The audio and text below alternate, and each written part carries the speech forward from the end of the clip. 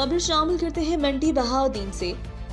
नुमाइंदे खसूसी यूनस गोंदल की रिपोर्ट के मुताबिक हुकूमत पंजाब की हिदायत पर डिस्ट्रिक्ट हेडक्वार्टर अस्पताल में हफ्ताए सेहत मेडिकल कैंप का इनेकाद। डिप्टी कमिश्नर शाहिद इमरान मार्थ का मेडिकल कैंप का इफ्तिताह। सीईओ हेल्थ और मेडिकल सुपरिटेंडेंट की ब्रीफिंग।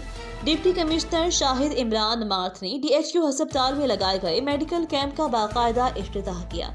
उन्होंने तमाम काउंटर्स का मुआयना किया, वहां पर आए हुए मरीजों से तिब्बी सहूलियात के बारे में इस्तफसार किया। इस मौका पर डिप्टी कमिश्नर का कहना था कि 20 ता 22 मार्च तक जारी रहने वाले हफ्ताए सेहत के तहत अस्पतालों में मेडिकल कैंप लगाए गए हैं, जहां पर छोटे बच्चों, बड़ों, खवातीन का मुफ्त तिब्बी मुआयना और बुनियादी तशखीसी test hepatitis, AIDS, sugar, malaria की तशखीस मुफ्त की जाएगी।